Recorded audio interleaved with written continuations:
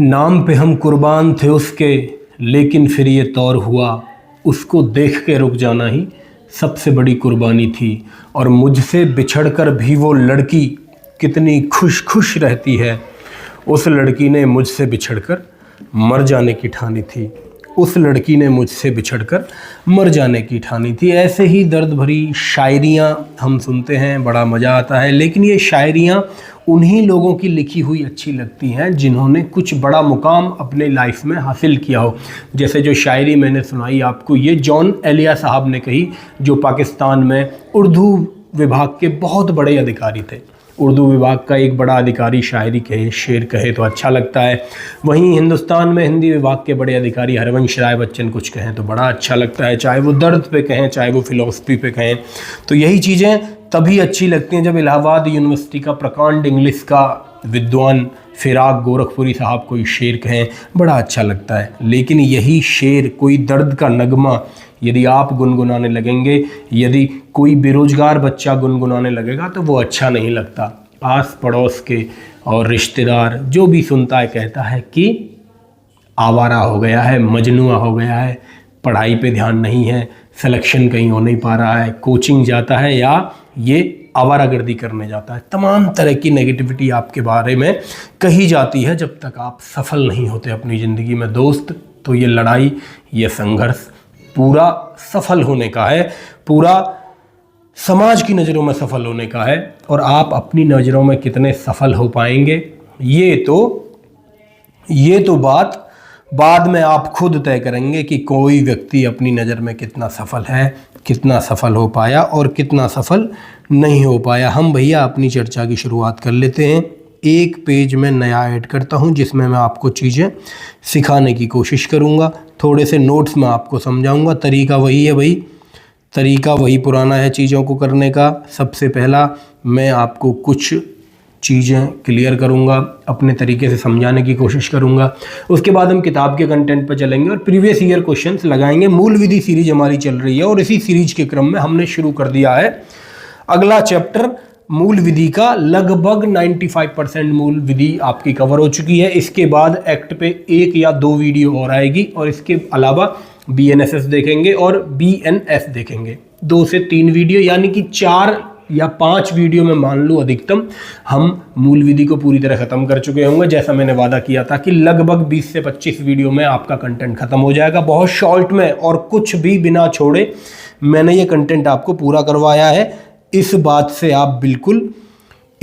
बिल्कुल एग्री करेंगे। तो मैं शुरुआत कर चुका हूं, पर्यावरण संरक्षण एवं वन्यजीव संरक्षण पे बात होगी, कुछ अधिनियमों पे बात होगी और बात होगी अरावली बचाओ आंदोलन 2025 का जो चल रहा है। बड़ा ही जरूरी मुद्दा एक एस्पिरेंट के लिए, जो बच्चा UPSI की तैयारी कर रहा है उसके लिए ज़रूरी है, क्योंकि एक तो पर्यावरण संरक्षण और वन्यजीव संरक्षण दोनों हमारे सिलेबस में है और सिलेबस से इतर करंट अफेयर में भी ये बात चल रही है।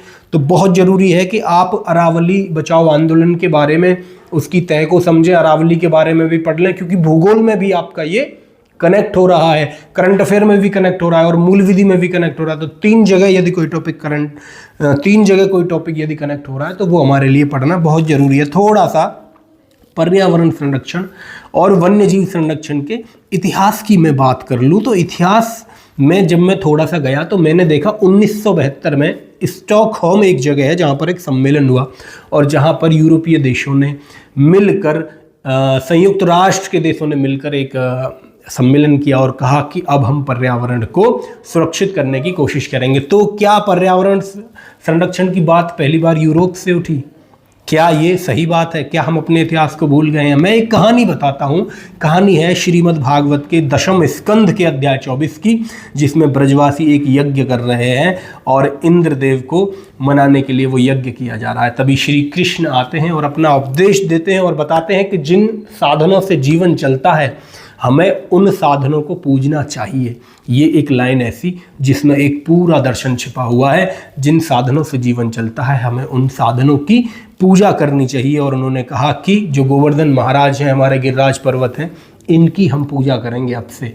तो वहाँ से एक मैसेज हम लेना चाहें तो ये है कि बहुत पुरातन काल से हिंदुस्तानी संस्कृति में सनातन संस्कृति में पर्यावरण संरक्षण की बात होती है, वन्यजीव संरक्षण की बात होती है। यही चीज़ें हमें देखने को मिलती हैं जब गंगा को माँ कहा जाता है, गाय को माँ कहा जाता है, तुलसी और पीपल जैसे वृक्षों की पूजा की जाती है, नदियों को पूजा जाता है, सूर्यदेव को पूजा जाता है। आपने देखा होगा सूर्य नमस्कार की एक प्रथा है, सूर्य नमस्कार का एक चलन है, और चाहे वो छठ पूजा में डूबते हुए सूरज को पूजने की हमारी परंपरा हो। तो हम ये कह सकते हैं कि हमारी परंपरा में बहुत पुराना ये मैसेज है छुपा हुआ प्रतीक शास्त्र में कि पर्यावरण का संरक्षण और वन्य जीवों का संरक्षण निश्चित ही होना चाहिए। तो हम तो ये पुरातन काल से बात कर रहे हैं, लेकिन अब मैं आता हूँ एग्जाम पॉइंट ऑफ व्यू पे, हमारे परीक्षा के दृष्टिकोण से कौन कौन सी चीज़ें जरूरी हो सकती हैं। तो यहाँ मैं लिख लेता हूँ भैया, यहाँ मैं लिखना शुरू कर देता हूँ और मैंने हेडिंग लगाई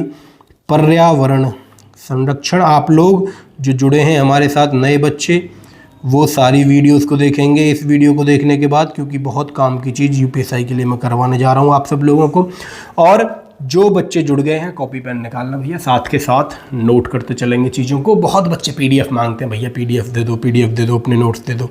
नहीं होगा, भला नहीं होगा इन सब चीज़ों से, न किसी हम सफ़र न हम नशी से निकलेगा दोस्त। हमारे पैर का कांटा हम ही से निकलेगा, हम ही को मेहनत करनी पड़ेगी, तभी हमारे पैर का कांटा, तभी हमारी समस्याओं का हल सामने आएगा। प्यारे साथी, पर्यावरण संरक्षण पे मैंने एक कहानी आपको सुनाई, अब मैं लेके चलता हूँ पॉइंट ऑफ व्यू से, इतिहास के पॉइंट ऑफ व्यू से कुछ चीज़ें। तो पर्यावरण संरक्षण अधिनियम हम यहाँ पढ़ेंगे, वन्यजीव संरक्षण अधिनियम पढ़ेंगे। आप मुझे बताओ संविधान में ये बात कहाँ है? भारतीय संविधान की यदि मैं बात करूँ तो कौन कौन से अनुच्छेद इससे संबंधित हैं? तो अनुच्छेद डीपीएसपी, राज्य के नीति निदेशक तत्वों में अनुच्छेद 48 आपने पढ़ा होगा, जो पर्यावरण संरक्षण और वन्यजीव संरक्षण की बात करता है।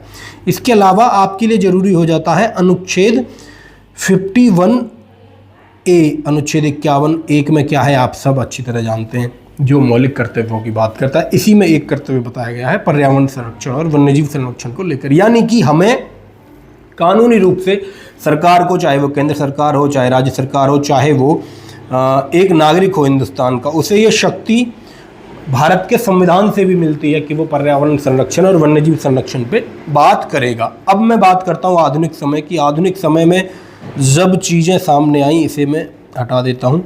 आधुनिक समय में जब चीज़ें सामने आई, और सामने इस तरह से आई गुरु कि शहरीकरण बढ़ा। आपने देखा आधुनिक काल आया, शहरीकरण बढ़ा, औद्योगिक क्रांति आई, उद्योग बढ़े, शहरीकरण बढ़ा, तो प्रदूषण ने भी साथ में पैरेलली अपनी बढ़त दिखाई। तो इसी बढ़त को कम करने के लिए फिर एक सम्मेलन किया गया। ये सम्मेलन बहुत ज़रूरी है, जितना ये अधिनियम जरूरी है उससे ज़्यादा ज़रूरी है इस अधिनियम में बताए गए सम्मेलन, क्योंकि करंट अफेयर के दृष्टिकोण से और फैक्ट के दृष्टिकोण से, स्टैटिक जीके के दृष्टिकोण से भी ये जरूरी हो जाते हैं हमारे लिए।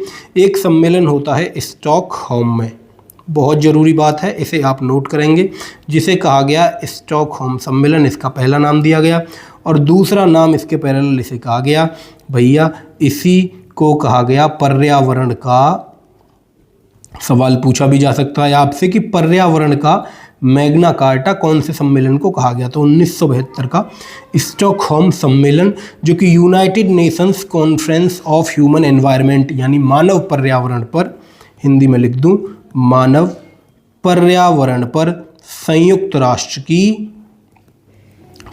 राष्ट्र सम्मेलन 1972 के नाम से भी आपसे पूछा जा सकता है। तो संयुक्त राष्ट्र के जितने भी सदस्य देश हैं सब ने इसमें भाग लिया और कुछ नियमों पर चर्चा की और एक दूसरे का साथ देने की, और सब ने मिलकर प्रदूषण को कम करने की बात यहाँ पर की गई। इसी समय हमारी जो पूर्व प्रधानमंत्री रही इंदिरा गांधी जी का एक वाक्य है कि गरीबी सबसे बड़ा प्रदूषक है, गरीबी सबसे बड़ा प्रदूषक है, poverty is the biggest polluter, poverty is the biggest polluter, गरीबी सबसे बड़ा प्रदूषक है। ये किसने कहा आपसे पूछा जा सकता है, तो ये कहा था इंदिरा गांधी जी ने, जो हमारी भूतपूर्व प्रधानमंत्री देश की रहीं। तो ये सारी चीज़ें आप नोट कर लेंगे, एक एक फैक्ट कभी भी एग्ज़ाम में प्रश्न के रूप में आपके सामने पैदा हो जाएगा। इसी के साथ मैं आपको बताना चाहता हूँ, जो मैंने स्टॉकहोम सम्मेलन आपको बताया अभी, स्टॉकहोम सम्मेलन, ये स्वीडन में एक जगह है। किसी बच्चे के मन में ये सवाल हो सकता है कि स्टॉकहोम कौन से देश में है, तो स्वीडन में है, लिख दूँ। स्वीडन में स्टॉकहोम नाम की एक जगह है जहाँ पर ये सम्मेलन किया गया। दिनांक थोड़ी सी इम्पोर्टेंट हो जाती है। 5 से लेकर 16 जून तक ये सम्मेलन चलता है और इसी उपलक्ष्य में 5 जून को मनाया जाता है विश्व पर्यावरण दिवस। और यदि आपसे पूछ ले कि सबसे पहला विश्व पर्यावरण दिवस कब मनाया गया, तो 1972 में सम्मेलन हुआ। 1974 में सब लोग ये राजी हो गए कि 5 जून को हम लोग मनाएंगे और पहला 5 जून को मनाया गया। ये फैक्ट आप मुझे लग रहा है याद रख लेंगे तो बहुत आपके काम आने वाला है। आपके एग्ज़ाम में पूछा जाए तो आप भैया गलत नहीं करेंगे इस चीज़ को। सो अब कहानी आगे की मैं बताता हूँ। 1974 में ये पहली बार बना, 1972 में सम्मेलन हुआ। उसके बाद तमाम अधिनियम हमारे देश में आए और जिनकी हम चर्चा करेंगे। अभी अधिनियमों पे तो बात होगी। इसके अलावा एक कहानी और मैं आपको सुनाना चाह रहा था कि साल 1984 का समय था। 2 और 3 दिसंबर की रात थी। भोपाल में एक कंपनी थी union carbide India limited, UCIL में एक गैस लीक होती है। कीटनाशक दवा बनाने की ये फैक्ट्री थी और इस फैक्ट्री में एक गैस लीक होती है और मैं यहाँ लिखता हूँ भोपाल गैस त्रासदी। एक गैस लीक होती है और हजारों लोग मारे जाते हैं। उस गैस का नाम आपसे पूछा जा सकता है कि कौन सी वो गैस थी जो लीक हुई थी, तो मेथाइल आइसोसाइनेट। मेथाइल आइसोसाइनेट एक तरह से साइनेट, एक तरह से कीटनाशक बनाने में इस दवा का प्रयोग होता है। ये गैस लीक हुई। सीधा लीक होते ही आदमी की आँख को, आदमी के फेफड़ों को, आदमी के गले को और आदमी के तंत्र को ये गैस बर्बाद करती है। कई बार इसी तरह सवाल आ गया आपके पास कि ये तंत्र को बर्बाद करती है, किन किन 4 ऑप्शन दे देगा, एक अलग ऑप्शन दे देगा, तो आपको सही ऑप्शन लगाना है। ये मेथाइल आइसोनेट गैस थी। जब भोपाल गैस त्रासदी हुई तब ज़रूरी लगा कि भाई साहब ये 1984 में हुई थी, ये भी आप याद रखेंगे। 1984 में हुई और 1986 में पर्यावरण संरक्षण अधिनियम आया। 84 में भोपाल गैस त्रासदी होगी। 84 में ही आप सब जानते हैं इंदिरा गांधी जी 84 के बाद नहीं रहीं और 1986 में पर्यावरण संरक्षण अधिनियम आया। 1986 में पर्यावरण संरक्षण अधिनियम आया। मैं ये कहानी आपको इसलिए बता रहा हूँ, संरक्षण अधिनियम 1986 में आया। ये कहानी इसलिए बता रहा हूँ कि 84 के 2 साल बाद आपको याद रहेगा।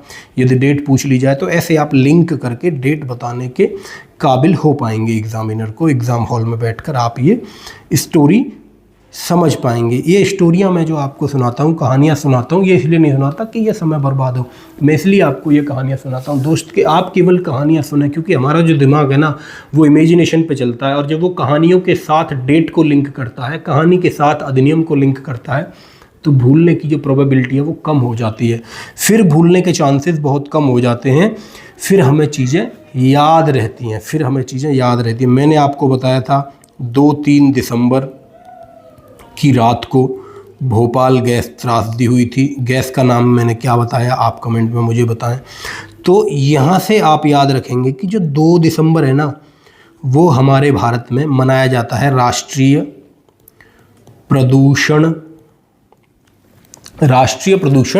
नियंत्रण दिवस के रूप में मनाया जाता है। अब मुझे लग रहा है कि इसे भी आप नहीं भूलेंगे। 2 दिसंबर यानी दिसंबर का महीना, जिस महीने में हम ये बातचीत कर रहे हैं, है ना, दिसंबर ख़त्म होने वाला है, नया साल आने वाला है। तो मैं आप सबको नए साल की बहुत बहुत शुभकामनाएं भी प्रेषित करता हूं। आप सबको नए साल की बहुत बहुत शुभकामनाएं हैं मेरे भाई। आप सब खूब मेहनत करें, खूब पढ़ें और खूब नाम करें। और इस साल में बेरोज़गारी का जो ठप्पा है, मैं ये आशा करता हूँ, मैं ये प्रार्थना करता हूँ ईश्वर से कि हमारे सभी भाइयों का बेरोजगारी का जो ठप्पा है इस साल वो पूरी तरह ख़त्म हो जाएगा। तो 2 दिसंबर और 5 जून मैंने बताई। 2 दिसंबर भारत के सापेक्ष और 5 जून पूरे विश्व में मनाया जाता है पर्यावरण दिवस के रूप में।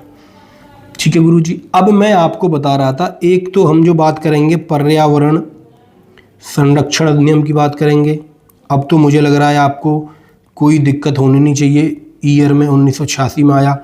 उसके बाद मैं बात करूँगा जल प्रदूषण अधिनियम की बात करेंगे जो 1993 1974 का है। इसके बाद हम वायु प्रदूषण अधिनियम की बात करेंगे। वायु प्रदूषण अधिनियम जो कि 1981 का है। ये मुख्य आज के हमारे कंटेंट रहेंगे जिन अधिनियमों पे आज हम बात करने जा रहे हैं। पहला अधिनियम पर्यावरण संरक्षण अधिनियम 1986 में शुरू करता हूँ। आप चीज़ों को साथ के साथ नोट करते चलेंगे तो मुझे लगता है कि आपको ज़्यादा मज़ा आएगा पढ़ने में, जब चीज़ों को साथ के साथ आप नोट करते हुए आगे बढ़ेंगे। पर्यावरण संरक्षण अधिनियम 1986 की बात करते हैं।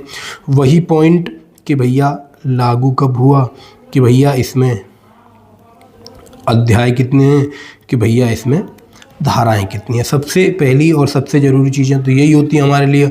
और लागू से पहले भी कोई अधिनियम अधिनियमित होता है, पेश किया जाता है संसद में और राष्ट्रपति महोदय उस पर साइन करते हैं। तो 23 मई 1986 याद रखेंगे, 23 मई 1986, और 19 नवंबर को ये लागू होता है उसी साल 1986 में ही।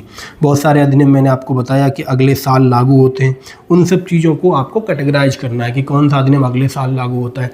नाम तो आपको सबका याद ही होना चाहिए, क्योंकि सीधे सीधे नाम भी पूछ लेता है। 4 इसमें अध्याय हैं और 26 धाराएं। बहुत छोटा सा अधिनियम है, ठीक है गुरु, बहुत छोटा सा अधिनियम है। आप सब जानते हैं धारा 1 की बात हम कर चुके हैं। सभी अधिनियमों का, अधिकतर सभी अधिनियमों का धारा 1 बात करती है कि उस अधिनियम का नाम क्या है। नाम हम पर्यावरण संरक्षण अधिनियम 1986 पूरा नाम है।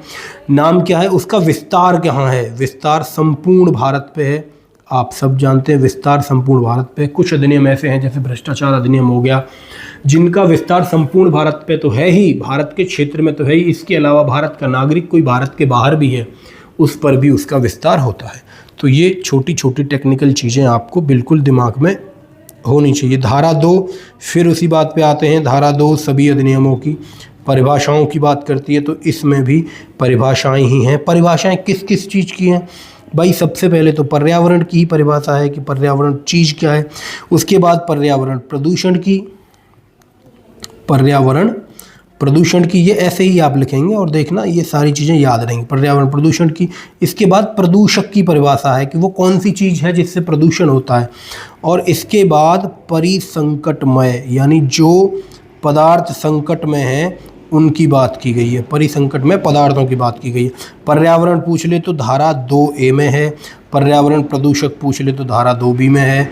और ये 2C में है प्रदूषक, CDE, और 2E में है, यानी कि 2 में है परिसंकट में पदार्थ। मेरे लिए इंपॉर्टेंट है 2A, 2B और 2C, 3 मेरे लिए इंपॉर्टेंट है। ये बहुत ज़्यादा इंपॉर्टेंट नहीं है। पूछा जाएगा तो पर्यावरण पूछ लेगा, प्रदूषण पूछ लेगा, प्रदूषक पूछ लेगा। पर्यावरण प्रदूषक क्या है, पर्यावरण प्रदूषण क्या है, ये गलत लिख दिया। और प्रदूषक क्या है, समझ गया पर्यावरण की परिभाषा। पर्यावरण में प्रदूषण क्या चीज़ है, और प्रदूषक यानी जिससे प्रदूषण फैलता है वो पदार्थ क्या है, वो चीज़ क्या है, उसके बारे में इसमें देखा जाएगा। धारा 2 में ABC इस तरह आप याद रख लेंगे। मोटा मोटा आपके दिमाग में ये आइडिया होना चाहिए। धारा 2 हमने पढ़ी। आगे मैं बढ़ूंगा और मैं कोशिश करता हूँ कि जल्दी से जल्दी मैं चीज़ों को ख़त्म करके किताब के कंटेंट पर चलूँ। किताब के कंटेंट में सारी चीज़ें ये रिवाइज हो जाएंगी जो मैंने बताई हैं। इसके बाद हम क्वेश्चंस करेंगे और मैं ये मान के चलूँगा कि फिर हम तैयार हैं पूरी तरह से। मैंने हमेशा आपको बताया कि किसी अधिनियम की धारा 1, 2, 3 और 4 तो बहुत इंपॉर्टेंट हमारे लिए होती हैं। धारा 3 कहती है कि पर्यावरण में पर्यावरण संरक्षण व गुणवत्ता सुधार के लिए, यानी पर्यावरण की गुणवत्ता में सुधार के लिए और संरक्षण के लिए केंद्र सरकार को शक्ति देता है ये नियम बनाने की। केंद्र सरकार नियम बना सकती है, ये कहा इसने, नियम बना सकती है और उपाय कर सकती है, ये शक्ति दी धारा 3 ने। अब धारा 3 की एक सब सेक्शन है सेकंड। धारा 3 का 2 कहता है कि जो केंद्र सरकार है ना भैया, या फिर कोई राज्य सरकार है या फिर कोई अन्य प्राधिकरण है, ये सभी को इसने शक्ति देती। अन्य प्राधिकरण है, ये सब लोग क्या कर पाएंगे, कलम थोड़ी मोटी मुझे लग रही है, ये सब लोगों को क्या शक्ति दी कि कोई अन्य प्राधिकरण है तो वो पूरा राष्ट्रव्यापी पूरे देश के लिए ऐसे प्रोग्राम चला सकते हैं, प्रोग्राम चला सकते हैं, यानी कि एक तरह से कार्यक्रम चला सकते हैं। प्रोग्राम राष्ट्रव्यापी प्रोग्राम नहीं चलाएंगे, इसमें मानक सेट कर सकते हैं, मानक सेट करने की शक्ति, यानी कि मानक सेट करने की शक्ति, कैसे मानक सेट, जैसे कि आप सब जानते हैं रात के 10 बजे से लेके और सुबह के 6 बजे तक डीजे चलाने की अनुमति नहीं होती, क्योंकि ध्वनि प्रदूषण होता है। ध्वनि प्रदूषण में हम ये पढ़ेंगे कि कितने डेसिबल पर ध्वनि प्रदूषण माना जाता है, क्या क्या अलग अलग कैटेगरी है उसकी। तो मानक सेट करने की शक्ति थी धारा 3(2) में। मैं आपको एक चीज़ बताऊं कि इस अधिनियम में धाराएं बहुत ज़्यादा इंपॉर्टेंट है नहीं।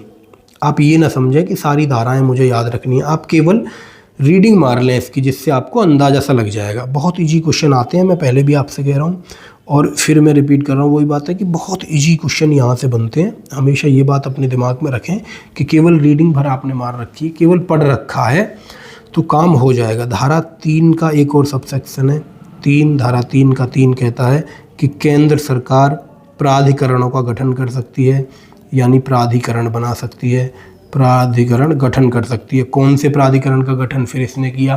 राष्ट्रीय हरित अधिकरण, आप सब ने सुना होगा, नेशनल ग्रीन ट्रिब्यूनल यानी एनजीटी की भी स्थापना हुई। और एक अलग से अधिनियम भी है, राष्ट्रीय हरित प्राधिकरण, जो कि इन सब चीज़ों को देखता है, अधिकरण, जो कि आया था 2010 में।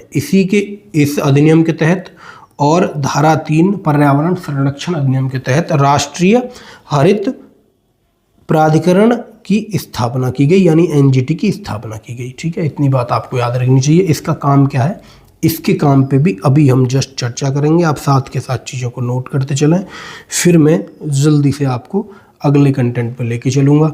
धारा 5 क्या कहती है भाई इस अधिनियम की?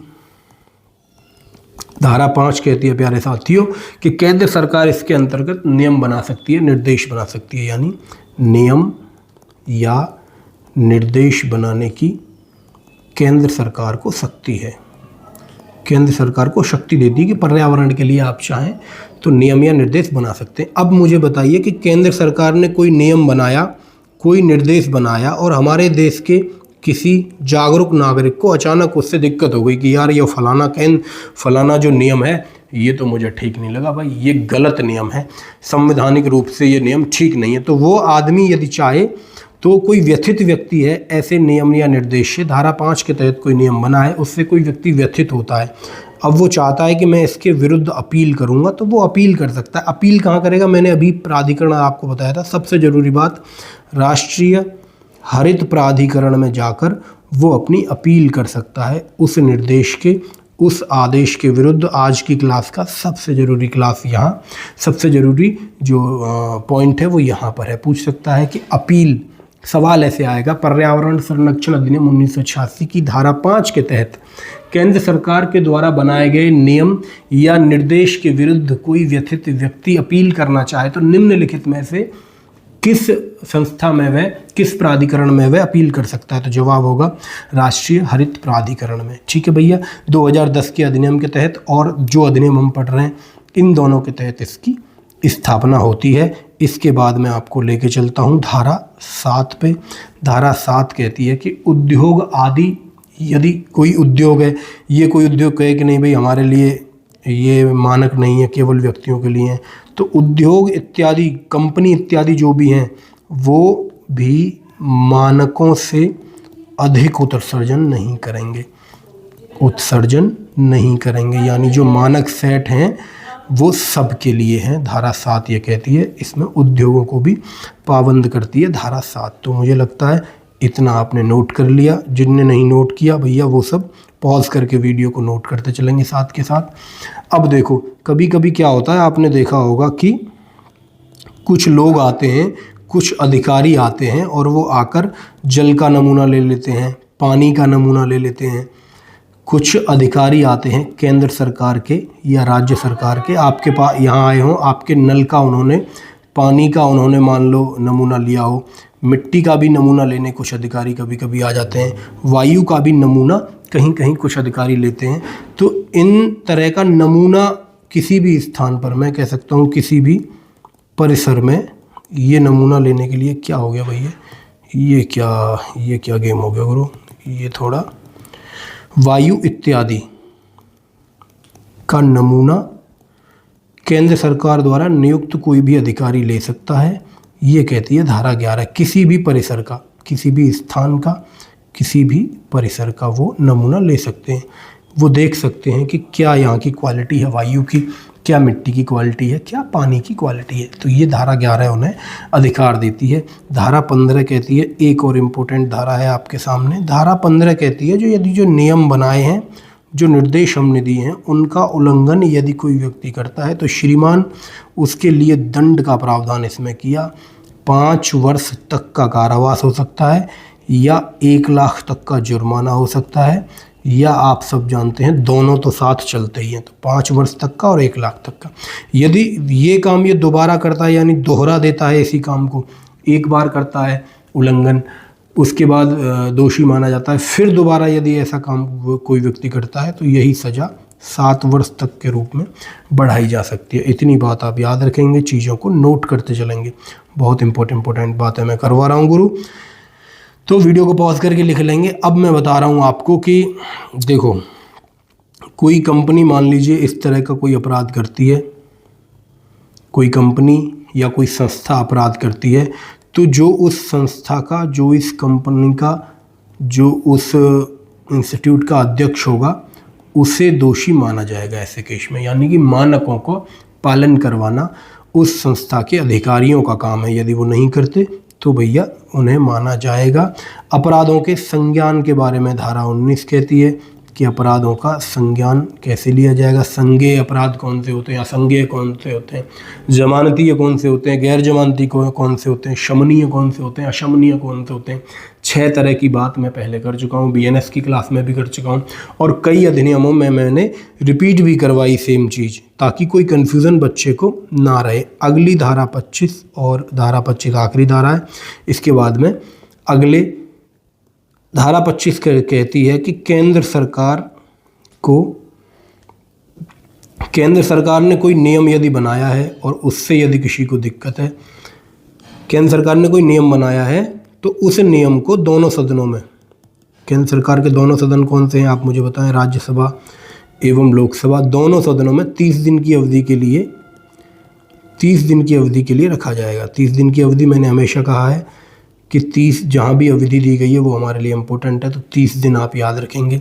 यानी कि पर्यावरण संरक्षण अधिनियम के तहत यदि कोई नियम बनाया जाता है तो वो दोनों सदनों में कितनी अवधि के लिए रखा जाएगा, तो उसका जवाब होगा 30 दिन। इतना सा ये अधिनियम था। इस अधिनियम को मैं ख़त्म करके आगे बढ़ता हूँ।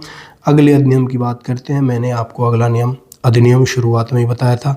दूसरा अधिनियम आपके सामने, नाम इसका लिखा हमने वायु यानी कि द एयर, प्रदूषण यानी पॉल्यूशन, इसका निवारण यानी प्रिवेंशन, इस पर नियंत्रण यानी कि इस पर कंट्रोल अधिनियम। और ये अधिनियम आया था 1981 में। एक तो ये डेट हमारे लिए महत्वपूर्ण है, और क्या क्या चीज़ें महत्वपूर्ण है भाई, ठीक है। The air pollution prevention and control act 1981। बात करते हैं इसके लागू होने की, तो श्रीमान ये लागू हुआ है 15 मई 1981 को। डेट थोड़ा सा याद रखने की कोशिश करेंगे। और इसे लागू कौन करता है, आपसे ये पूछा जा सकता है कि इसे लागू कौन करता है भैया। तो इसे लागू करता है, इसकी धारा 3 में इन्होंने बताया था कि केंद्रीय प्रदूषण नियंत्रण बोर्ड बना। अभी इसकी बात करूंगा। केंद्रीय प्रदूषण नियंत्रण बोर्ड बना है इसी अधिनियम की धारा 3 में, जो इसे लागू करने के लिए उत्तरदायी होता है। आपसे अध्याय पूछ ले तो भैया 7 इसमें अध्याय हैं, और धाराएं पूछ ले गुरुजी तो आप कह देंगे भैया 54 इसमें धाराएं हैं टोटल। ये छोटी छोटी बातें हैं जो हमारे लिए ज़रूरी हैं, केवल यही मेन चीज़ें यही हैं। अच्छा, इसमें एक पॉइंट और है याद रखने का। आप ये बात याद रखेंगे कि 1988 में एक संशोधन हुआ, जिस संशोधन में वायु प्रदूषण के अंदर ही ध्वनि प्रदूषण को भी शामिल किया गया।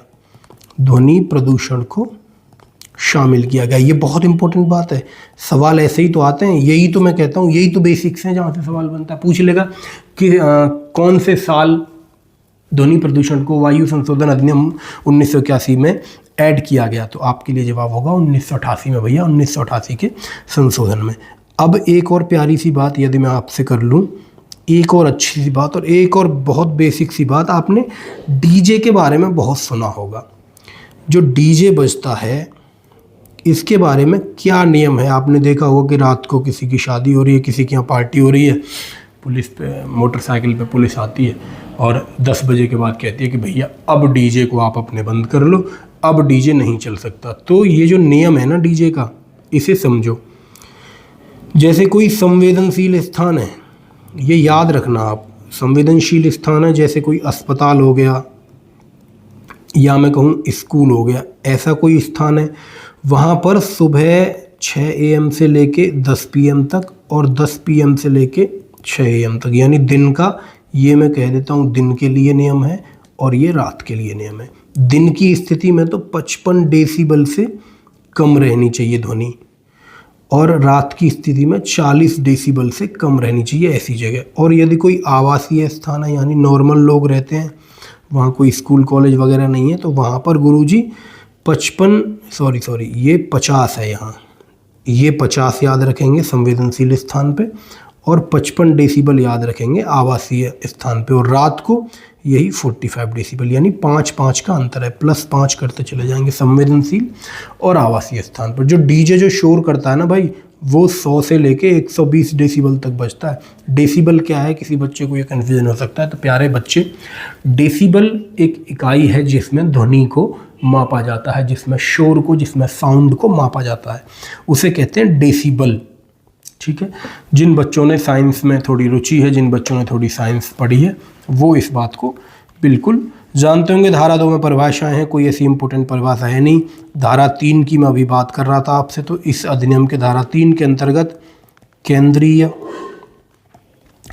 प्रदूषण नियंत्रण बोर्ड की स्थापना होती है, नियंत्रण बोर्ड की स्थापना होती है इसके अंतर्गत। तो ये सबसे ज़रूरी सवाल इस अधिनियम का कह सकते हैं हम इसे। धारा 4 भी इसमें एक ऐड की गई, ये तो केंद्र में बनाया, तो जब केंद्र की बात हुई है तो अगली ही धारा में राज्य की बात हो गई, यानी राज्य प्रदूषण बोर्ड की स्थापना धारा 4 के अंतर्गत हो गई। अब आपसे पूछा जाए कि केंद्र का प्रदूषण बोर्ड है कहाँ, यदि पूछ ले हेडक्वार्टर इसका भैया नई दिल्ली में है। आप सब जानते हैं, जब आप कंफ्यूज हो, तुक्का मारना हो हेडक्वार्टर का किसी चीज़ के, तो तुक्का मारने में नई दिल्ली बहुत काम आता है, क्योंकि आप सब जानते हैं अधिकतम जो बोर्ड हैं वो हमारी राजधानी दिल्ली में ही है। अगली धारा की तरफ मैं आपको लेके चलता हूँ। पॉज करके वीडियो को आप चीज़ों को नोट करें और मेरे साथ बोलें जय भवानी, मेरे साथ बोलें जय श्री राम। आगे बढ़ते भैया, धारा 19 पे और बात कर लें थोड़ी सी। धारा 19 और एक मुझे थोड़ी ज़रूरी धारा लगी। धारा 19 कहती है भैया कि राज्य सरकार है ना, वो वायु प्रदूषण को नियमित करने के लिए नियम बना सकती है। देखो, राज्य सरकार है, ये नियम बना सकती है, लेकिन नियम तो बनाएगी लेकिन अपनी मर्जी से नहीं। जो बोर्ड आपने बना रखा है ना, राज्य बोर्ड जो आपने बनाया था अभी पिछली वाली धारा 4 में, उससे ये करेंगे परामर्श, और परामर्श करने के बाद बना पाएंगे नियम। और ये नियम बनाकर क्या कर सकते हैं, वायु प्रदूषण नियंत्रण क्षेत्र घोषित कर सकते हैं, जैसे दिल्ली सरकार इस समय कर रही है। आप सब जानते हैं दिल्ली सरकार ने बहुत खतरनाक नियम बनाए। एग्जाम्पल के तौर पे मैं आपको दिल्ली सरकार के नियम बताऊं। दिल्ली सरकार कई बार इसका इस्तेमाल कर चुकी है, जैसे ऑड इवन आया केजरीवाल जी की सरकार में, ऑड इवन का रूल बनाया कि ऑड डेट है तो ऑड नंबर की गाड़ियाँ चलेंगी, इवन डेट है तो इवन नंबर की गाड़ियाँ चलेंगी। ये हो गया। वर्तमान में बहुत ज़्यादा चल रहा है, दिल्ली गवर्नमेंट ने कहा कि BS6 जिनका इंजन है, या जो गाड़ियाँ CNG हैं, या जो गाड़ियाँ इलेक्ट्रिक व्हीकल हैं, केवल वही चलेंगी, इसके अलावा कोई गाड़ी दिल्ली में आएगी नहीं। ये इन्होंने नियम बनाया। तो ये इसी के अंतर्गत, इसी का इस्तेमाल करके ऐसे नियम चाहे तो राज्य सरकार बना सकती है। चीज़ों को नोट करें और आगे बढ़ेंगे भैया। अब धारा 31 की तरफ मैं आपको एक चीज़ और सिखाना चाहता हूँ। धारा 31, केवल 3-4 धाराएं हमें इसमें पढ़नी है, तो आखिरी धारा देखो। राज्य बोर्ड को सारी शक्तियाँ हैं, राज्य बोर्ड कोई भी आदेश निर्देश दे सकता है, और राज्य बोर्ड से परामर्श करके हमारी सरकार भी किसी भी क्षेत्र को जो है वायु प्रदूषण नियंत्रण क्षेत्र घोषित कर सकती है। अच्छा, राज्य बोर्ड ने कोई आदेश दिया, कोई निर्देश दिया या कोई नियम बनाया, उससे फिर कोई व्यक्ति व्यथित हो सकता है। अभी पिछले में हमने देखा कि कोई व्यक्ति यदि व्यथित होता है तो फिर वह उसके विरुद्ध अपील कर सकता है, और फिर अपील यदि कर रहा है तो समयावधि बहुत इम्पोर्टेंट है हमारे अंदर, हमारे एग्ज़ाम के अंदर। तो 30 दिन की अवधि में, जिस दिन वो आदेश हुआ उस तिथि से 30 दिन की अवधि के अंदर श्रीमान जी जाएंगे और अपील करेंगे उसके खिलाफ कि फलाना नियम जो आपने बनाया है ये ठीक नहीं है। और यदि ऐसा नियम कोई कहता है कि गुरुजी ठीक नहीं बनाया ये नियम, तो आपको पता होना चाहिए, यदि ऐसे नियम के कोई खिलाफ जाएगा तो उसे फिर परेशान कर देगी देश की जनता। कहेगी यार बताओ, प्रदूषण को कम करने की कोशिश कर रही है गवर्नमेंट और आप हो के उसी के विरुद्ध जा रहे हो, उसके विरुद्ध अपील कर रहे हो। अगला अधिनियम में बात करता हूँ, हमने पर्यावरण संरक्षण की बात करी, जिसमें पर्यावरण संरक्षण अधिनियम 1986 का पढ़ लिया। इंपॉर्टेंट बातें मैंने करवा ली। अभी किताब के कंटेंट के बाद सारे क्वेश्चंस भी करवाऊंगा, क्वेश्चंस को एक बार जरूर देखेंगे। उसके बाद मैंने वायु प्रदूषण की बात करी और मैंने बताया वायु प्रदूषण अधिनियम 1981 में आया। 1988 में ध्वनि प्रदूषण को इसमें ऐड किया गया और 50, 55, 40, 45 दिन के लिए संवेदनशील इलाकों पे 50 डेसिबल, आवासीय इलाकों पे 55 और रात के लिए वही 40 और 45 डेसिबल है।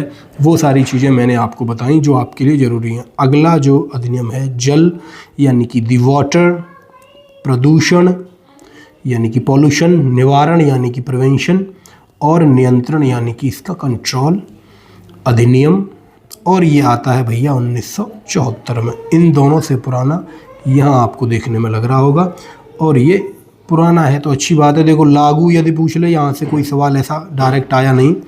23 मार्च को लागू हुआ, 23 मार्च 1931, आप सबको याद होगा। 23 मार्च 1931 शायद आप सबको याद हो। अध्याय इसमें 8 है और धाराएं पूछ ले तो इसमें 64 हैं। ऐसा कोई ज़रूरी सवाल यहाँ मुझे लगा नहीं, कोई धारा ऐसी लगा नहीं कि जो बहुत ज़्यादा पढ़नी आपको ज़रूरी है, जो बहुत ज़्यादा पढ़नी। कुछ चीज़ें हैं जो कुछ फैक्ट हैं, कुछ स्ट्रैटेजी के हैं जहाँ से बहुत ज़्यादा सवाल आते हैं। जैसे कि जितने भी सम्मेलन अब तक हुए हैं वहाँ से सवाल बहुत पूछे गए। जितने भी पर्यावरणविद हुए हैं, कोई आंदोलन हुआ पर्यावरण को लेके वो पूछ लिया गया, कोई केस लॉ आया पर्यावरण को लेके वो पूछ लिया गया। तो ये चीज़ें यहाँ से ज़रूरी हैं और अनुभव का यही तो फ़ायदा है यार। हमने भी तैयारी करी, हमने भी एग्ज़ाम निकाला, उसका यही तो फ़ायदा है कि मैं आपको छांट के फिल्टर करके चीज़ें दे पाऊँ ताकि फालतू चीज़ें आपको ना पढ़नी पड़े। अब मैं आपको एक इसमें पॉइंट लिखाता हूँ। देखो, सामाजिक वानिकी कार्यक्रम एक चलाया गया। सामाजिक वानिकी कार्यक्रम, सामाजिक का मतलब तो आप समझते हैं जो समाज से संबंधित है, और वानिकी यानी कि वन लगाना, वन यानी कि पेड़ों का रोपण करना, वृक्षारोपण करना। सामाजिकी वानिकी कार्यक्रम कौन सी पंचवर्षीय में भारत सरकार ने शुरू किया? तो 6वीं पंचवर्षीय में, 6ठी पंचवर्षीय में शुरू किया था। इसके 3 घटक थे, यानी कि 3 पार्ट्स में इसे डिवाइड किया गया था। और इसमें कहा गया था कि एक तो कृषि वानिकी पे हम जोड़ देंगे, 6वीं पंचवर्षीय में ये सब हो रहा है, और एक सार्वजनिक वानिकी पे हम जोड़ देंगे, और तीसरा पॉइंट हम कहेंगे भैया सामुदायिक वानिकी पे हम जोड़ देंगे। अब इन शब्दों का ये अर्थ आपसे पूछ लेगा। कृषि वानिकी का मतलब होता है खेतों में, यानी कि किसानों के द्वारा खेतों की मेड़ों पर वृक्षारोपण, यहाँ से ये बात निकल के आती है। दूसरा सार्वजनिक का मतलब सरकार करेगी, और कहाँ करेगी सरकार? सड़कों पर, नहरों के किनारे वृक्षारोपण करती है, तो ये आता है सार्वजनिक में। ठीक है भैया। और सामुदायिकी में जैसे ग्राम समाज की कोई ज़मीन है, ग्राम समाज की कोई ज़मीन यानी समुदाय मिलके जहाँ वृक्षारोपण करे। तो आपको जो याद रखना है, एक तो 6ठी पंचवर्षीय हमारे लिए इम्पोर्टेंट है कि 6वीं पंचवर्षीय में सामाजिक वानिकी कार्यक्रम भारत सरकार के द्वारा चलाया गया, जिसके अंतर्गत 3 घटक थे, कृषि वानिकी, सार्वजनिक वानिकी और सामुदायिक वानिकी। बहुत छोटी छोटी सी ये बातें हैं भैया, एग्ज़ाम में प्रश्न के रूप में सामने खड़ी हो जाएंगी और फिर हम बताने में नाकामयाब हो जाएंगे। अब मैं कुछ नाम आपको बताऊंगा और ये नाम कई बार एग्ज़ाम में पूछे गए हैं और आगे भी पूछे जा सकते हैं। एक आदमी है जिन्होंने कहा कि डॉल्फिन जो मछली है ना भैया, डॉल्फिन जो मछली है ये बहुत अच्छी मछली है, और उसने डॉल्फिन के लिए कई काम भी किए। तो उसे कहा गया डॉल्फिन मैन ऑफ इंडिया, इनका नाम यदि आपसे पूछ लिया जाए कि डॉल्फिन मैन ऑफ इंडिया किसे कहा गया, तो रविंद्र कुमार सिन्हा। इसे याद कैसे रहेंगे, रवि प्लस इंद्र, इंद्रदेव है जो बारिश करवाते हैं, जल करवाते हैं, जल के लिए मतलब उन्हें माना जाता है, तो जल में रहती है डॉल्फिन, और डॉल्फिन इंद्रदेव यानी इंद्र, रविंद्र, ऐसे करके आप इसे याद रख लेंगे, है ना। तो डॉल्फिन पर इन्होंने सर्वे किया और डॉल्फिन के संरक्षण की काफ़ी इन्होंने बात करी। इन्होंने कहा भैया ये तो इंसान की, मनुष्यों की मित्र चीज़ है, इसका आप ध्यान रखें। इसके अलावा बहुत सारे आंदोलन आपके लिए इम्पोर्टेंट हैं, जिसमें सबसे महत्वपूर्ण आंदोलन चिपको आंदोलन है, जो बहुत बार एग्जाम में आपके आया।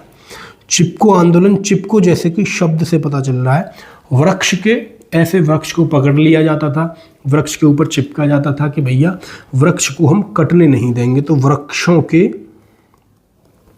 कटाव के विरुद्ध था, यानी वृक्षों को बचाने के लिए आंदोलन किया गया।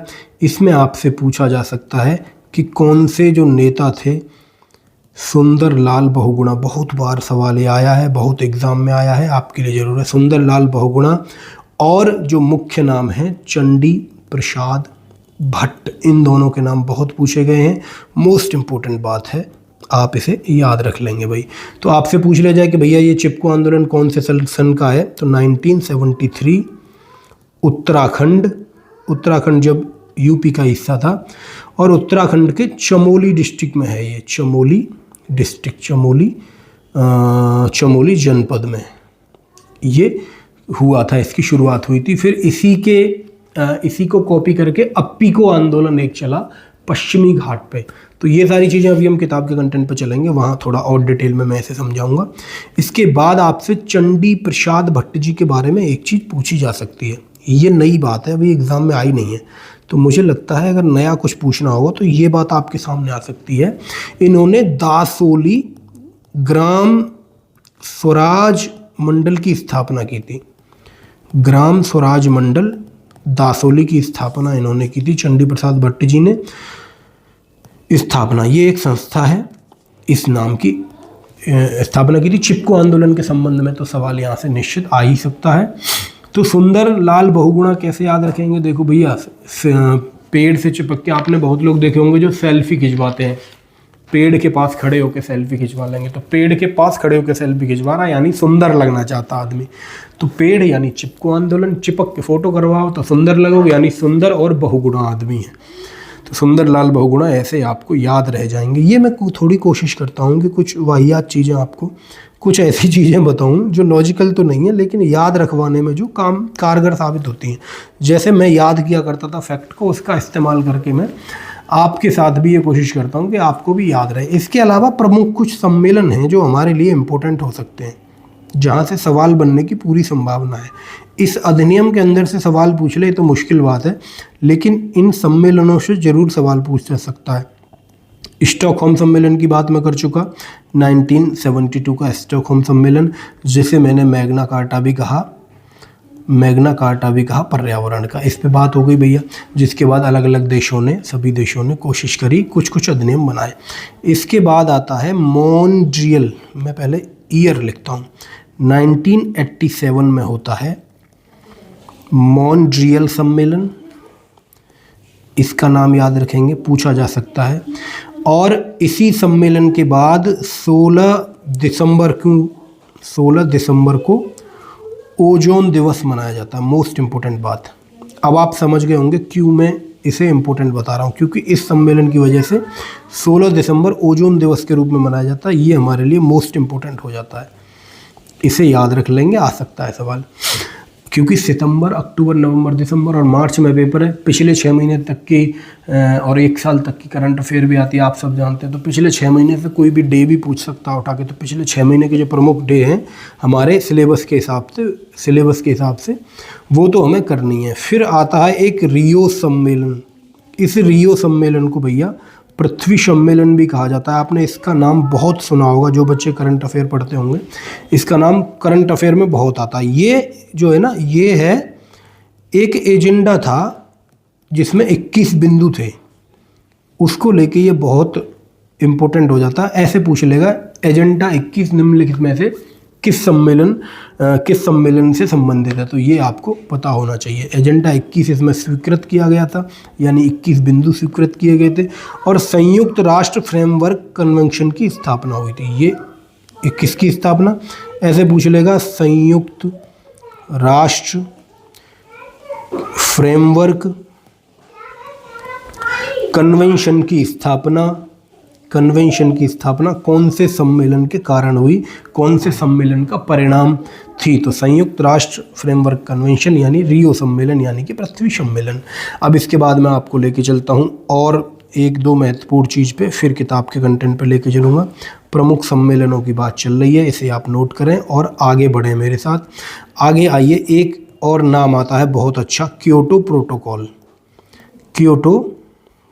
थोड़ा सा अपने नोट्स आप इस तरह से बनाएंगे कि ईयर वगैरह आप अच्छी तरह लिख पाएँ। 1997 में ये होता है, और ये प्रोटोकॉल शब्द का मतलब है कुछ नियमों का समूह, सेट ऑफ रूल्स, कुछ नियम। तो ये किस चीज़ के नियम हैं, ये हैं ग्रीन हाउस गैसों से संबंधित। ग्रीन हाउस गैस आप सब समझते हैं, जिनके कारण पृथ्वी का तापमान के उत्सर्जन को बंद करने के लिए, उत्सर्जन पर पाबंदी करने के लिए या नियंत्रण करने के लिए, जैसे भी आपकी समझ में आए। तो ग्रीन हाउस गैसेस आपसे पूछ सकता है, बहुत ज़्यादा पूछे जाने वाला सवाल है, क्योंकि भाई ये साइंस की क्लास तो है नहीं जो सारी चीज़ें डिटेल में बताऊं। तो कार्बन डाइऑक्साइड आप सब जानते हैं, कार्बन डाइऑक्साइड लिख लेंगे CO2, CH4 यानी कि मीथेन दूसरी इंपॉर्टेंट गैस। तीसरी इंपॉर्टेंट गैस है N2O यानी नाइट्रस ऑक्साइड। इनके नाम आपको याद होने चाहिए, नाइट्रस ऑक्साइड। यही सारी वो गैस हैं जो पृथ्वी को गर्म कर रही हैं। और आती है H2O यानी कि जलवाष्प भी बहुत ज़्यादा इसमें नुकसान करती है। और CFC यानी क्लोरोफ्लोरोकार्बन, इनका नाम आप याद रखेंगे। पूछ लेगा निम्न में से कौन सी गैस ग्रीन हाउस इफेक्ट के लिए जिम्मेदार है, तो इनमें से एक दे देगा ऑप्शन में। वहीं उल्टा सवाल पूछेगा निम्नलिखित में से कौन सी गैस ग्रीन हाउस इफेक्ट के लिए जिम्मेदार नहीं है, पूछ लेगा। 3 इसमें से दे देगा, एक कोई अलग दे देगा। तो ये आपको थोड़ा सा ध्यान रखना, मोस्ट इंपॉर्टेंट बात है, इसे आप भूल नहीं सकते, भूलने की गलती नहीं कर सकते। नोट करेंगे और मेरे साथ सभी मेरे भाई आगे बढ़ेंगे। आगे बढ़ के हम बात करेंगे अगले सम्मेलन की। प्रमुख सम्मेलनों पे हम चर्चा कर रहे थे, ये क्यों मिट गया। और अब आती है पेरिस सम्मेलन की बात। पेरिस में एक सम्मेलन होता है और ये होता है वर्ष 2015 में।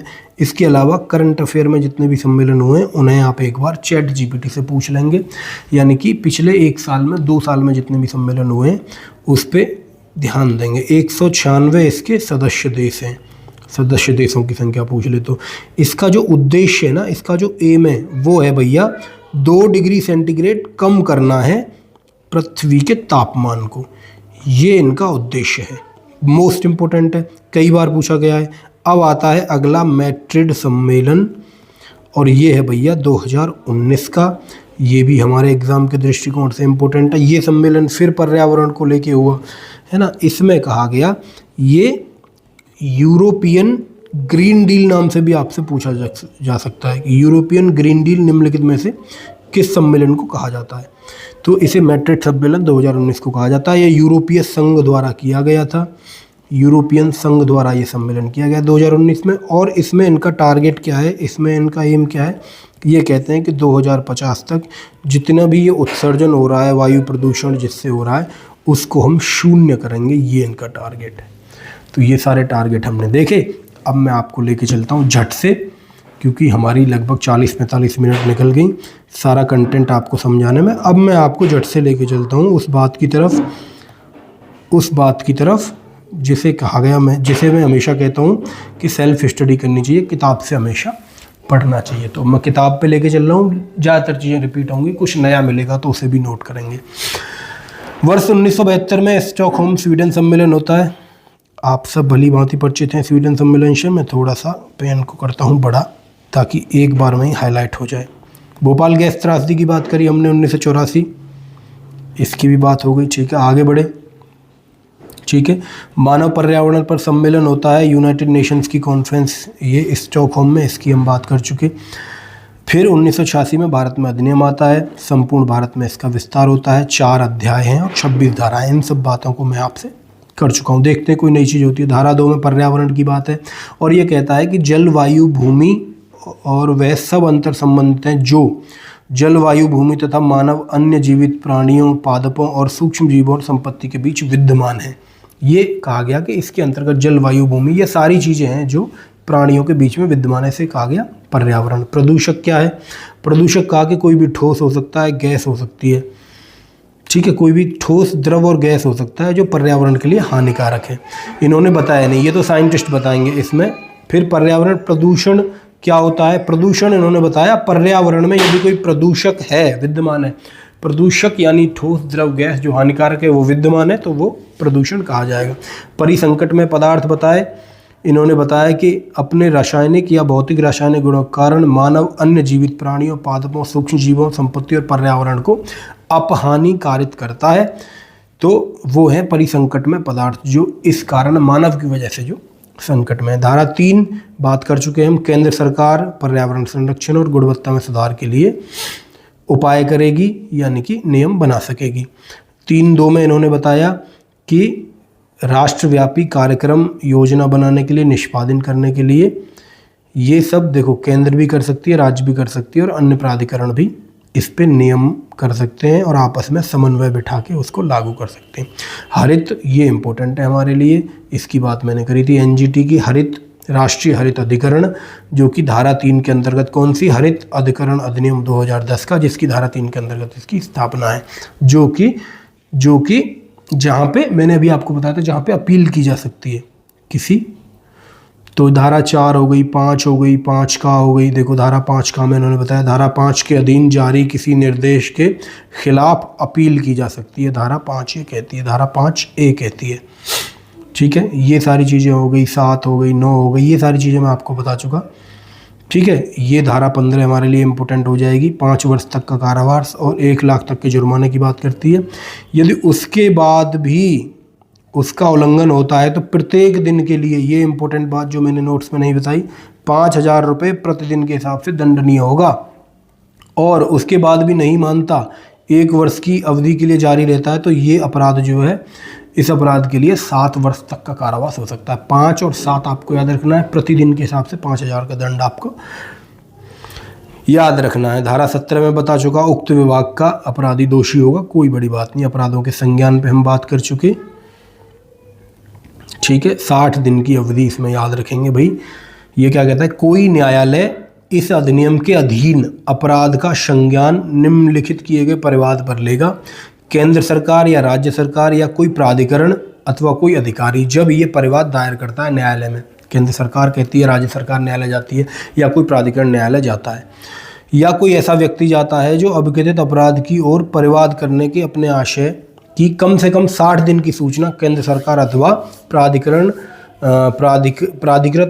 या अधिकारी को दे दिए। यानी कोई ऐसा व्यक्ति है जिसने 60 दिन पहले ये सूचना दी थी, 60 दिन पहले सूचना दी थी या अपना परिवाद दायर किया था, एक तरह से प्रार्थना पत्र दिया था, उस पर या तो कार्रवाई नहीं हुई या वो संतुष्ट नहीं है, तो वो जा सकता है माननीय न्यायालय। फिर माननीय न्यायालय उस कंडीशन में संज्ञान लेंगे, ठीक है।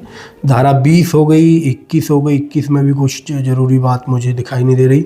25 में एक ज़रूरी बात मैं आपको बता चुका कि धारा 26 के अनुसार ऐसा बनाया गया प्रत्येक नियम संसद के, ये 25 में नहीं है, धारा 26 में है, संसद के प्रत्येक सदन में 30 दिन की अवधि के लिए रखा जाएगा। कोई नियम बनाया जाता है, इस अधिनियम के तहत कोई नियम बनाया जाता है केंद्र सरकार के द्वारा, तो दोनों सदनों के समक्ष 30 दिन की अवधि के लिए रखा जाएगा, प्रत्येक सदन के समक्ष। वायु प्रदूषण और नियंत्रण अधिनियम 1988 की हमने बात करी थी, 15 मई 1981 को लागू होता है और 1988 में संशोधन होता है जिसमें ध्वनि प्रदूषण को भी शामिल कर लिया जाता है। मोस्ट इम्पोर्टेंट बात, 7 अध्याय और 54 धारा इसमें है बस, और इसमें कुछ भी ऐसा खास जरूरी नहीं है, आप चाहेंगे तो पढ़ लेंगे। धारा 19 बस इसमें जरूरी, मैंने आपको बताया कि राज्य बोर्ड से परामर्श करके राज्य सरकार किसी क्षेत्र को वायु प्रदूषण नियंत्रण क्षेत्र घोषित कर सकती है। ये थोड़ी सी ज़रूरी बात है क्योंकि करंट में दिल्ली में वायु प्रदूषण का मामला बहुत चल रहा है, वहाँ से लिंक करके ये सवाल ऐसे आपसे पूछ लेगा कि जो राज्य सरकार है वो किससे परामर्श करती है, तो राज्य बोर्ड से परामर्श करती है। ऑप्शन दे देगा निम्नलिखित में से किससे परामर्श करती है, हाई कोर्ट से, सुप्रीम कोर्ट से, मंत्रिमंडल से या राज्य बोर्ड से, तो राज्य बोर्ड इसका सही जवाब होगा। ये बात बिल्कुल आप याद रखेंगे। अब धारा 31 थोड़ा सा देख लेंगे। राज्य बोर्ड द्वारा दिए गए किसी आदेश से कथित कोई व्यक्ति, कथित नहीं है व्यथित होना चाहिए, व्यथित कोई व्यक्ति उस तिथि से जिस तिथि को आदेश संसूचित किया गया है 30 दिन के भीतर उपयुक्त प्राधिकारी को अपील कर सकता है। तो अपील का समय 30 दिन, इम्पोर्टेंट बात हो गई एक। और ये सब चीज़ें हैं धारा 39। अब मैं आता हूँ जल प्रदूषण निवारण नियंत्रण अधिनियम 1974 पे, जिसकी भी हमने अभी बात करी थी। इसमें भी 23 मार्च 1974 को लागू होता है। 8 अध्याय 64 धारा पर्यावरण संरक्षण से संबंधित है। इसमें यहाँ से एक सवाल आ सकता है, ये चीज़ मैंने स्किप करी क्योंकि इतनी सारी चीज़ें याद करने को हैं, ऐसे आप कैसे याद करेंगे। देखो ये हुआ कि 1974 में जब ये अधिनियम आया तो इतने राज्यों ने ये सबसे पहले लागू कर दिया, इतने राज्यों ने लागू कर दिया। अब आप याद कर पाएँ तो कर लें इनको याद, ठीक है। इतने राज्यों ने लागू कर दिया था सबसे शुरुआत में, कुछ राज्य बचे थे जिन्होंने बाद में लागू किया, ठीक है भैया। ये सारी चीज़ें हो गई। इन सारी चीज़ों में मुझे नहीं लग रहा कोई बहुत महत्वपूर्ण बात है। क्विक फैक्ट्स पे मैं आपको लेके चलता हूँ एक बार। तो कह रहा है कि केंद्रीय प्रदूषण बोर्ड यानी CPCB देश में प्रदूषण नियंत्रण के कार्यान्वयन की सर्वोच्च संस्था है। अभी मैंने बताया था कि कार्यान्वयन की सर्वोच्च संस्था, मैंने नोट्स में भी बताया, केंद्रीय प्रदूषण नियंत्रण बोर्ड सर्वोच्च संस्था हो गई देश की, राज्य बोर्ड राज्य में हो गए। 5 जून को विश्व पर्यावरण दिवस, इसकी बात हमने कर ली शुरुआत। और मैंने आपको इसमें एक बात बताई कि 1974 में पहली बार मनाया गया, तो जिसका आप थोड़ा सा ध्यान रखेंगे। आगे गए हम, स्टॉकहोम सम्मेलन के तहत संयुक्त राष्ट्र पर्यावरण कार्यक्रम की स्थापना हुई, ये भी मैं बता चुका।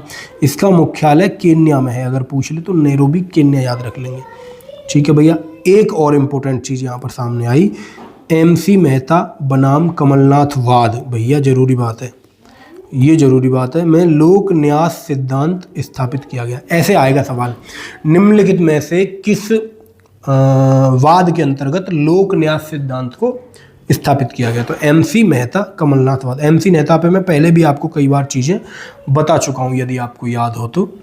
अनुच्छेद 48 अनुच्छेद 51 इन दोनों की बात हम कर चुके हैं। सामाजिक वानिकी इस पे बात हो चुकी, कृषि वानिकी पे बात हो चुकी, पर्यावरण संरक्षण से संबंधित आंदोलनों की यदि हम बात करें तो थोड़ा सा नज़र हम आंदोलनों पर डालते हैं। सबसे पहले आता है विश्नोई आंदोलन, जो बहुत चल भी रहा है आजकल मार्केट में। विश्नोई नाम बहुत चल रहा है मार्केट में भाई। विश्नोई आंदोलन से पूछ ले तो संत जम्भोजी हैं जो 15वीं शताब्दी में जिन्होंने राजस्थान में ये प्रारंभ किया था विश्नोई आंदोलन। ये पशुओं को, वन्य जीवों के लिए और पर्यावरण के संरक्षण के लिए इन्होंने बहुत सारा काम किया। गांव का नाम पूछ ले तो खेजडली गांव का नाम है, खेजडली। अमृता देवी विश्नोई हैं जिन्होंने अपनी 3 पुत्रियों सहित वृक्षों को काटने से रोकने हेतु अपने प्राणों की आहुति दे दी। तो एक राजा था जिसने आदेश किया था पेड़ों को काटने का, ये खुद पेड़ से चिपक गई, 3 पुत्रियां भी पेड़ से चिपक गई और इन्होंने अपने प्राण गंवा दिए उसके इसमें। तो बहुत बड़ा योगदान विश्नोई समाज का है पर्यावरण संरक्षण में और वन्य जीवों के संरक्षण को लेकर, ये बहुत बड़ा इनका योगदान है, इसे भूला नहीं जा सकता। कौन से राजा थे भाई? जोधपुर के महाराजा अजीत सिंह थे उस समय। 300 लोगों से अधिक लोगों ने, विश्नोई समाज के लोगों ने इसमें अपनी बलिदान दिया था। चिपको आंदोलन पूछ ले तो 1973 का, इसमें मैं बात कर चुका था आपसे, ठीक है। इसके आंदोलन के प्रणेता चंडी प्रसाद भट्ट और सुंदरलाल बहुगुणा, दोनों ही जरूरी हैं, दोनों का भी नाम आ सकता है ऑप्शन में, एक का भी आ सकता है। साइलेंट वैली केरल में है, जिसके बारे में कई बार एग्जाम में पूछा गया है। 1973 में केरल की कुंती पूंझा नदी पर बनाए जा रहे जल विद्युत परियोजना के विरोध में ये शुरू हुआ था। जैसे अब भी एक परियोजना चल रही है गवर्नमेंट की जिसके विरोध में अरावली आंदोलन, अरावली बचाओ आंदोलन शुरू हुआ है, तो उसे भी थोड़ा सा ध्यान में रखेंगे, बहुत ज़रूरी है वो करंट अफेयर के दृष्टिकोण से। साइलेंट वैली इसे घोषित कर दिया गया, राष्ट्रीय पार्क इसे घोषित किया गया आगे चल के केरल में। तो पूछ लेगा साइलेंट वैली कहाँ स्थित है, तो केरल इसका जवाब होगा। जंगल बचाओ आंदोलन 1980 में तत्कालीन बिहार यानी वर्तमान झारखंड और उड़ीसा में हुआ था और एक ग्रीड गेम पॉलिटिकल पॉपुलिज्म की संज्ञा से इसे नवाजा गया था, संज्ञा दी गई थी। क्या हुआ था भाई? इस जंगल बचाओ आंदोलन में हुआ क्या था कि सरकार द्वारा क्षेत्र में प्राकृतिक साल के वृक्षों को काटकर उनके स्थान पर कहा कि हम कीमती सागौन के पेड़ लगाएंगे, जो इसका विरोध हुआ बहुत ज़्यादा। सिंह भूमि क्षेत्र के आदिवासियों ने जंगल बचाओ आंदोलन की स्टार्टिंग करी। इंपॉर्टेंट बात है, सिंह भूमि क्षेत्र के आदिवासियों ने जंगल बचाओ आंदोलन की शुरुआत करी। नवधान्या 9 क्रॉप्स आंदोलन यानी कि वंदना शिवा इसकी प्रणेता थी, शुरुआत करने वाली थी। 1984 में ये हुआ। ठीक है। अप्पिको आंदोलन जो कि चिपको आंदोलन की तरह ही उत्तर भारत के चिपको आंदोलन की तरह था और ये दक्षिण भारत में केंद्रित था और 1983 में इसका शुरुआत हुआ था। कैसे होता था? आंदोलनकर्ता पेड़ों को आलिंगन करके बचाते थे तथा उनका नारा था उलिस लेबिस मत तुलबिस, यानी कि बचाओ, बढ़ाओ और काम में लाओ, काटो मत। इसके प्रणेता अगर पूछ ले तो पांडुरंग हेगड़े। इंपॉर्टेंट बात हो गई। नर्मदा नदी बचाओ आंदोलन भी हमारे लिए इंपॉर्टेंट है। मेघा पाटेकर, नर्मदा नदी। नर्मदा स्त्रीलिंग आपको दिखाई देता है तो प्रणेता भी इसकी स्त्रीलिंग है मेघा।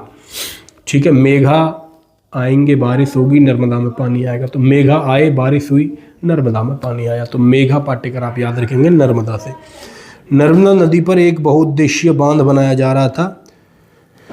इस आंदोलन का उद्देश्य था उस बांध के मानकों को स्वीकृत करवाना कि मानकों के आधार पर ये बनाया जाए। अरुंधति राय, बाबा आमटे, अनिल पटेल महत्वपूर्ण भूमिका में इस आंदोलन में थे। तो चारों ऑप्शन दे देगा, इनमें से क्या कहेगा? 3 ऑप्शन दे देगा आपको, अरुंधति राय, बाबा आमटे और मेघा पाटेकर। एक ऑप्शन किसी और से दे देगा, पूछ लेगा निम्नलिखित में से कौन नर्मदा बचाओ आंदोलन से संबंधित नहीं है, और आप खेल जाएंगे।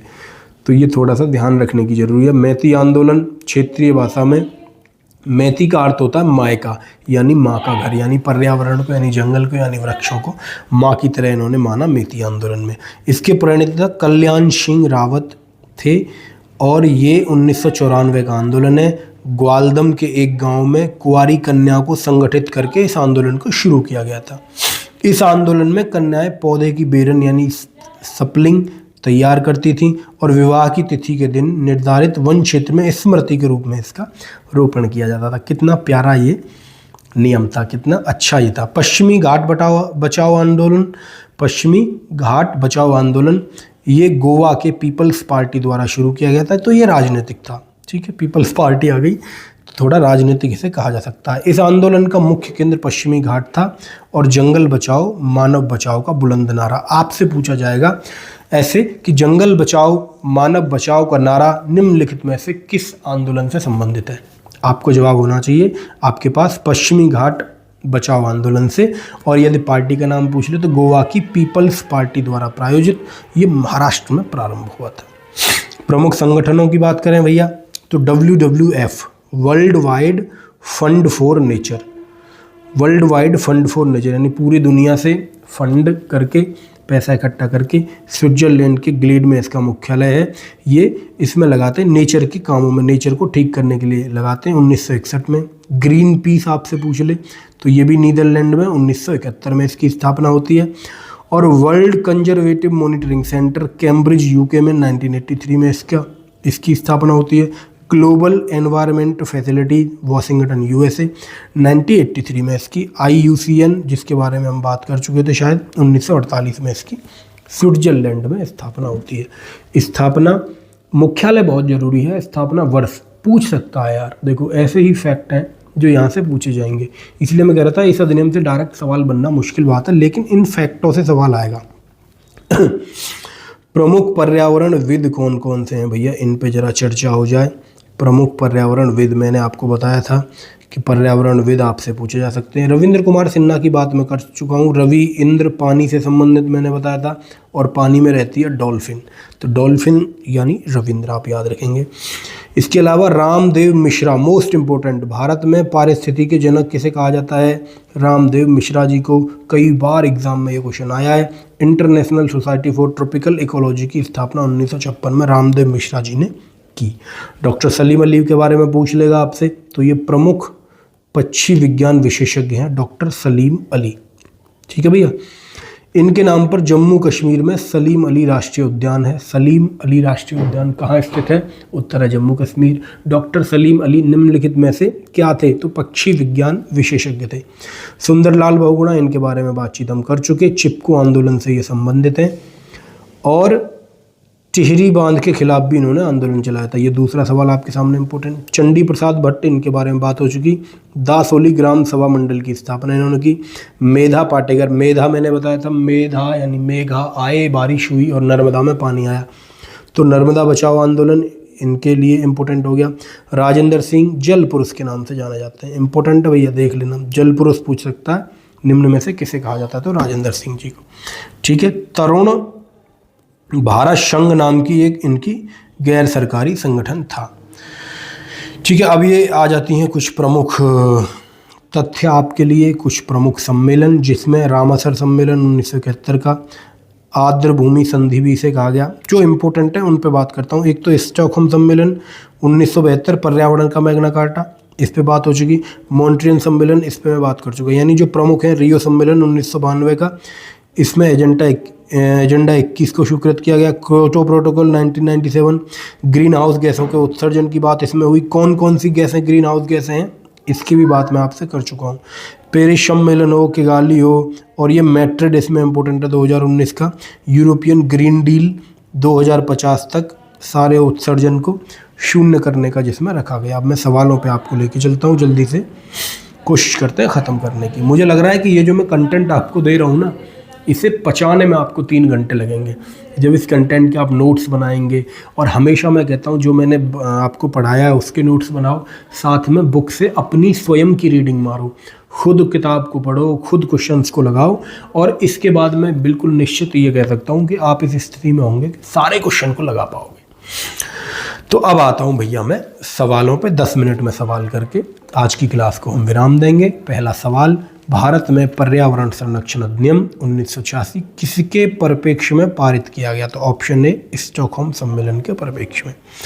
इसमें कोई बड़ी बात नहीं थी। लागू कब किया गया? तो नवंबर 1986 में। इसकी भी बात हो गई। डेट भी नहीं पूछी। देखो बताओ कितने अच्छे लोग हैं कि डेट भी नहीं पूछी, केवल ये पूछ लिया महीना बता दो, काफ़ी है। पर्यावरण संरक्षण अधिनियम में पर्यावरण की परिभाषा, तो सबसे पहले पर्यावरण की परिभाषा थी, मैं आपसे बात कर चुका हूँ इसके बारे में।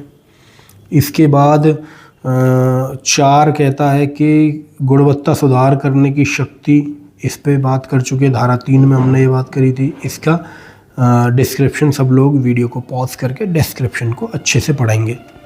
हरित क्रांति अधिकरण एनजीटी की स्थापना किस, देखो धारा 3 में मैंने आपको बताया था एनजीटी की स्थापना होती है, लेकिन अधिनियम दूसरा है। कौन सा अधिनियम है?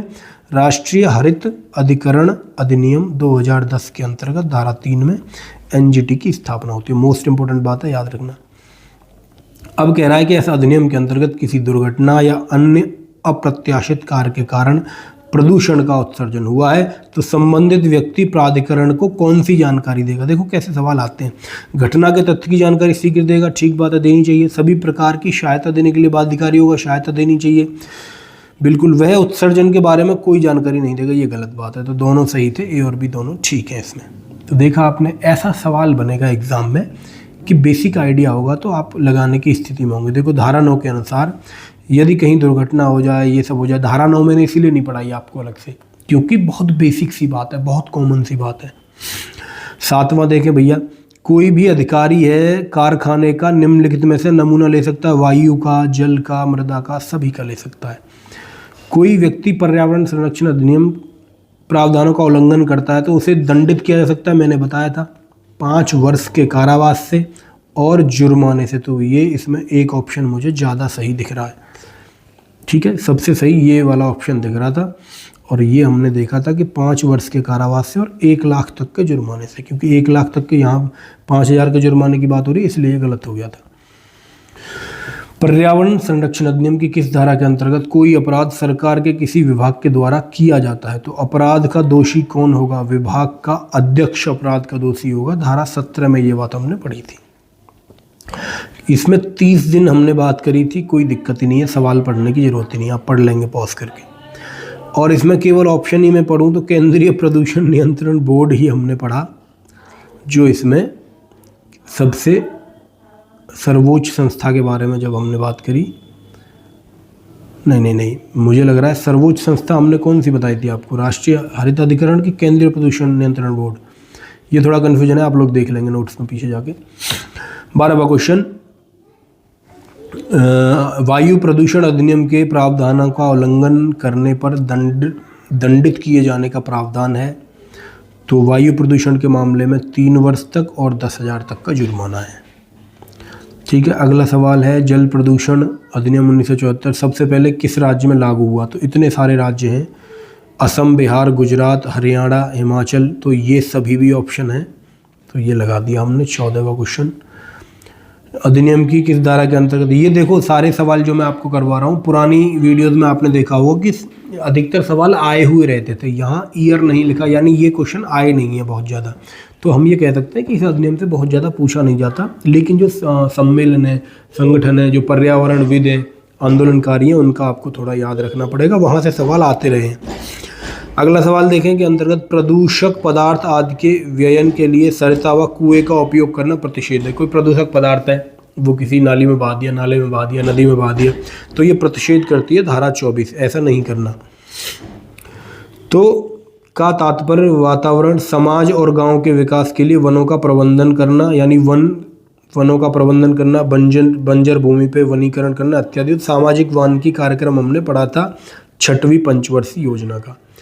5 जून को मनाया जाता है स्टॉकहोम सम्मेलन के बाद विश्व पर्यावरण दिवस 5 जून को। इम्पोर्टेंट बात है, याद रखेंगे, आ सकता है एग्जाम में। और ये 5 से 16 जून तक चला था, ये भी याद रखेंगे, स्वीडन में ये हुआ था।